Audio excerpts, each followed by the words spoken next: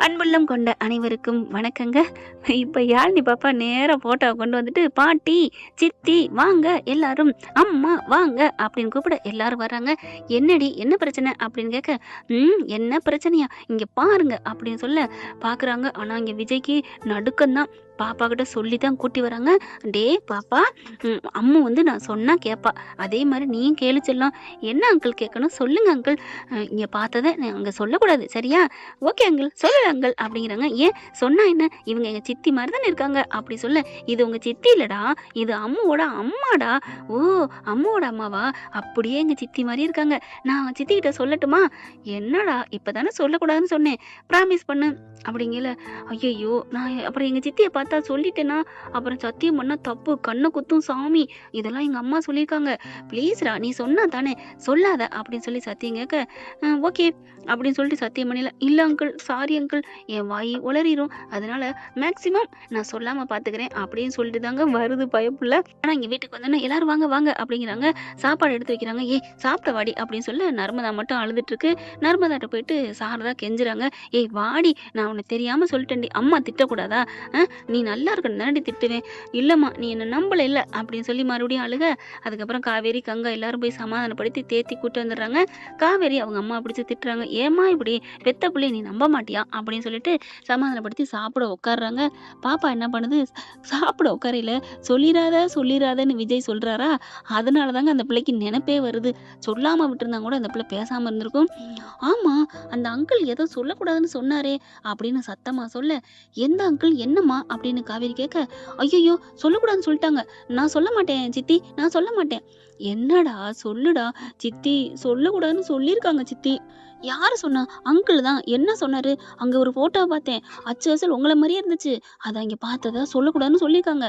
"சொல்லக்கூடாது, செய்யக்கூடாது, செய்ய மாட்டேன், செய்ய மாட்டேன்னு எல்லாத்தையுமே செஞ்சுட்டியே" அப்படின்னு வடிவேலு சொன்ன மாதிரி இந்த பிள்ளை எல்லாத்தையும் சொல்லிருது. சாரதாவுக்கு தூக்கி வாரி போடுது. "அது ஒண்ணும் இல்லம்மா, உன்ன மாரியே இருந்திருப்பாங்க. நீ வாடி யாழினி, வா உனக்கு முட்டை கட்டில அவிச்சு தரேன், ஆம்லெட் போட்டு தரேன்." ஓகே பாட்டி" அப்படின்னு போக, "அம்மா இங்க வா, அவ சொன்னோனே ஏன் அப்படியே சைலண்டா போறீங்க? அங்க அந்த வீட்ல என் ஃபோட்டோ எப்படி?" அப்படின்னு கேட்க, "ஏய் உன்ன மாரி இருந்திருப்பாங்கடி." "இல்ல." "ஏம்மா யாழினி சொல்லுமா, என்ன மாரியே இருந்துச்சா?" "ஆமா சித்தி, உங்க ஃபோட்டோவே தான். அப்படியே கல்யாண ஃபோட்டோ. அங்க அவங்க அம்மாவோட அப்பாவும் நீங்களும் நிக்கிறீங்க மாலை போட்டு. நான் தான் பார்த்தேன்னு சொல்றேனே." அப்படி சொல்ல அப்படியே ஆடி போறாங்க. போச்சு, எல்லாத்தையும் போட்டு உடைச்சுட்டாளே. ஐயையோ! காவேரிக்கு ஏதாவது ஆக போகுதா? டாக்டர் எதையும் சொல்லக்கூடாதுன்னு சொன்னாரே. சொல்லக்கூடாதுன்னு சொன்னாருன்னு எத்தன வருஷத்த தாண்டி சொல்லாம இருப்பீங்க? இப்ப பார்த்தா காவேரிக்கு ஒரு மாதிரி ஆகுது. "அம்மா என்னம்மா? என் ஃபோட்டோ அங்க எப்படிம்மா?" "ஏய் என்னமோ நான் பார்த்த மாரி என்ட்ட கேட்குற? நம்ம பாப்பா ஏதோ தெரியாம பார்த்துட்டு சொல்றாடி." "அ அதெல்லாம் இல்ல. நான் கண்டிப்பா பார்த்தேன். அந்த ஃபோட்டோ தான் பார்த்தேன். நான் தான் அடிச்சு சொல்றேன்ல, என்கிட்ட சத்தியம் வாங்கிட்டாரு சொல்லக்கூடாதுன்னு. ஆனா நான் குடுக்கலையே. ஏன்னா என் வாய் ஓட்ட வாய் சொல்லிருவேன்னு தெரியுமே. அதனால தான் நான் சொல்லிட்டேனே. நீங்க எல்லாரும் சொல்லுவீங்கல்ல, காவேரி சித்தி வாயி என் வாயி எதா இருந்தாலும் வச்சுக்க மாட்டா, படபடன்னு பேசிருவான்னு. அதனால தான் நான் சத்தியம் குடுக்கல. நான் வர்றேன். உங்க ஃபோன குடுங்க சித்தி" அப்படின்னு ஃபோன புடுங்கிட்டு ஓடிருதுங்க. அதுக்கப்புறம் சாப்பாட வைக்கிறாங்க. அப்படியே பயத்தோட இருக்கிறாங்க 3 பேருமே. நர்மதா, கங்கா, அவங்க அம்மா. காவேரி மட்டும் டவுட்டோட இருக்கு. எப்படி என்ன மாரி அவங்க அம்மா இருக்கும்னு எப்படி இருப்பாங்க? ஒண்ணும் புரியலையே. அதனால தான் என்ன அவங்க பொண்டாட்டி மாரியே நான் இருக்கேன்னு என்ன கல்யாணம் பண்ணிக்க ஆசைப்படுறாரா? அவங்க வீட்டோட வந்து பொண்ணு கேட்குறாங்கன்னா, அவங்க வீட்ல இருக்க மருமக மாரியே நான் இருக்கேன்னு தானே. ஏம்மா அப்படிங்கல.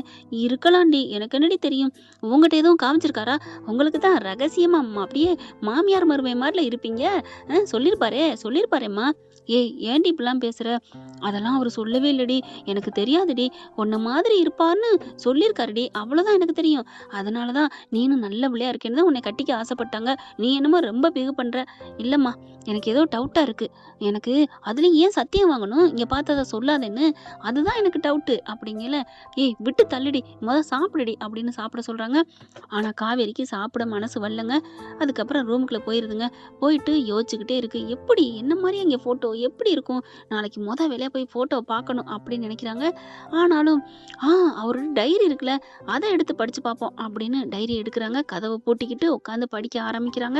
படிச்சுக்கிட்டே ஒவ்வொன்னா வராங்க. இவங்க சுற்றி பார்த்தது, ஆஃபீஸுக்கு போனது, பொண்டாட்டி அப்படின்னு சொல்லிட்டு காவேரிங்கிற பேருங்கிறதுனால ஒன்றும் தெரியலைங்க. படிச்சுக்கிட்டே இருக்கிறாங்க. ஃபுல்லாக படிச்சுட்டு போக போக அடுத்து எனக்கும் என் பொண்டாட்டிக்கும் வளகாப்பு பண்ணி பார்க்க ஆசை. அதனால வளகாப்பும் பண்ண ஆரம்பித்தோம் அப்படின்னு சொல்லிட்டு பண்ண ஆரம்பிக்கிறதுலேருந்து அவ்வளோ ஒரு தேவதையாக இருந்தா. என் பொண்டாட்டி மாதிரி இந்த உலகத்திலே அழகானவ யாருமே இருக்க முடியாது. அவள் மனசும் சரி உடம்பும் சரி அவ்வளோ ஒரு கொள்ளை அழகு, வெள்ளை மனசு அப்படின்னு அவ்வளோ அழகாக எழுதியிருக்காரு. அந்த கவிதையை படிக்க படிக்க காவேரிக்கு உடம்பெல்லாம் காதல் நரம்பேறி முறுக்குதுங்க, ஜிவ்வுங்குது நம்ம காவேரிக்கு. இப்படிலாம் ஒரு மனுஷன் ஒரு பொண்ணை லவ் பண்ண முடியுமா? அதுவும் பொண்டாட்டிய காதலியை லவ் பண்ணி கேள்விப்பட்டிருக்கோம். கர்ப்பமாகி பொண்டாட்டியாகி கர்ப்பமாகி அதுவும் சண்டையில் கல்யாணம் ஆனது, காதலிச்சு கல்யாணம் கூட பண்ணலை. இந்த மாதிரி அப்படி எப்படி அந்த பொண்ணு இருந்திருப்பா? ஐயோ எனக்கு பார்க்கணும் ஆசையாக இருக்கே. அப்பேற்பட்ட பொண்ணு அப்படியா காவேரி? ஏண்டி ஒன்று விடவா அந்த குணத்துலையும் அழகுலையும் அழகாக இருந்திருப்பா? ஐயோ அப்பா கிட்ட கேட்கணும். ஐயோ இதுக்கு மட்டும் வந்தியான்னு கேட்பாரே. பரவாயில்ல, என்ன ஆனாலும் பரவாயில்ல, நாளைக்கு போய் உங்கள் பொண்டாட்டியோட ஃபோட்டோ காமிங்கன்னு சொல்லணும், பார்க்கணும். ஐயோ எனக்கு பொறாமையா இருக்கே.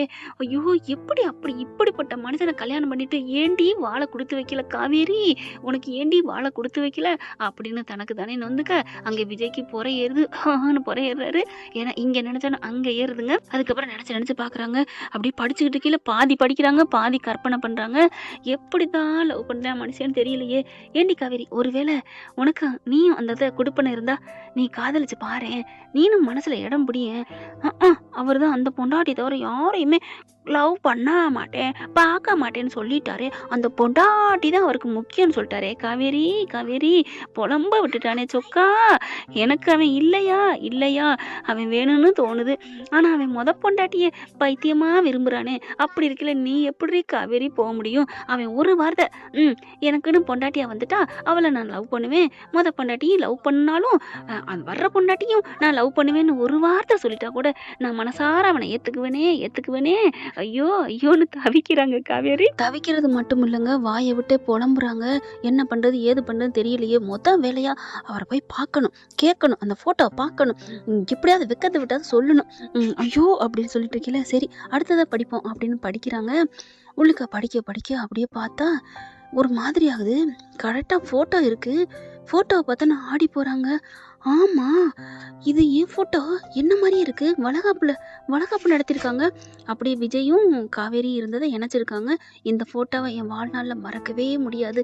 அப்படி ஒரு முழு பௌர்ணமி என் கண்ணு முன்னாடி உதித்த நாள் அப்படின்னு தான் சொல்லணும் அப்படின்னு எழுதி வச்சிருக்காரு. காவேரி ஐ லவ் யூ டி, என் செல்ல பொண்டாட்டி அப்படின்னு சொல்லிட்டு என் உயிரை சுமந்துட்டு இருக்க. இன்னும் கொஞ்ச நாள் அது இந்த உலகத்துக்கு வந்தோடனே உன்னை நான் எப்படி பாரு, என் தேவதை 2 தேவதையாக நான் பார்க்க போகிறேன் அப்படின்னு சொல்லிட்டு எழுதி வச்சிருக்காங்க. அவ்வளோ ஒரு சந்தோஷம். அடுத்து ஒரு ஃபோட்டோவில் பார்த்தீங்கன்னா கடைசியாக இருக்குதுங்க. அந்த ஃபோட்டோவை பார்த்தா என்ன அம்மா அக்கா தங்கச்சி எல்லாம் இருக்காங்க. நர்மதான்னு பேரு, யமுனா, கங்கா, சாரதா 50 பேர் இருக்கு.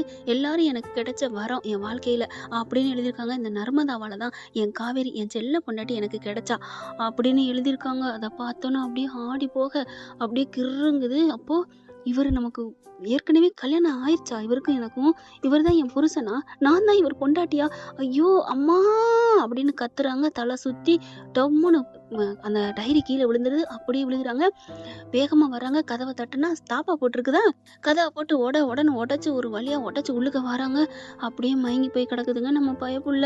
பாவம். அப்படியே பார்த்தா டைரி கிடக்குது. என்னது டைரின்னு எடுத்து பார்க்குது கங்காவும் நர்மதாவும். ஐயோ இது மாமாவோட டைரி. இதை பார்த்துட்டு நம்ம ஃபோட்டோ இருக்கு. உடனே யாழினி வந்து அம்மா இந்த ஃபோட்டோ தான் அங்கே இருந்துச்சு அப்படின்னு சொல்ல ஐயோ பார்க்குறாங்க. இதே தான் அம்மா ஃபோட்டோ, சித்தி ஃபோட்டோன்னு சொன்னேன்ல, இதுதான் அப்படின்னு சொல்ல என் பிள்ளைக்கு என்னாச்சு பாருங்கடி சொல்லிட்டு ஐயோ சீக்கிரம் ஆஸ்பத்திரிக்கு அப்படின்னு சொல்லிட்டு தூக்கிட்டு போங்க அப்படின்னு வேகமாக தூக்குறாங்க. காவேரின்னு தண்ணியை ஊற்றி எழுப்புறாங்க. எந்திரிக்கவே இல்லை. எல்லாம் தெரிஞ்சிருச்சா ஒன்றும் புரியலையேன்னு சொல்லிட்டு ஆஸ்பத்திரிக்கு கிளம்புறாங்க. அதுக்குள்ளே விஜய்க்கு கால் பண்ணிடுறாங்க. சாரதா இருங்க அத்தை நானே வந்துடுறேன், வெயிட் பண்ணுங்க அப்படின்னு சொல்ல இல்லை தம்பி என் பிள்ளைக்கு என்னாச்சுன்னு தெரியல, நாங்கள் கால் டாக்ஸி நாங்கள் புக் பண்ணுறோம் அப்படின்னு சொல்ல ஐயோ இருங்க 10 நிமிஷத்தில் நான் வந்துடுறேன் அப்படின்னு பறந்து அடித்து ஓடி வந்து அப்படியே காவேரி தூக்கிக்கிட்டு காரில் கொண்டு போய் போடுறாருங்க. போட்டுட்டு அள்ளி அடிச்சுட்டு ஆஸ்பத்திரிக்கு போகிறாங்க. ஓகே ஃப்ரெண்ட், பார்க்கலாம் என்ன நடக்க போகுதுன்னு. இதன் தொடர்ச்சி அடுத்த பகுதியில். தேங்க்யூ. இந்த பதிவு உங்களுக்கு பிடிச்சிருந்துச்சுன்னா உங்கள் பொண்ணான கையால் ஒரு லைக்கை போட்டு சப்ஸ்கிரைப் பண்ணி ஆதரவு கொடுங்க அன்பு உறவுகளே. Thank you friends.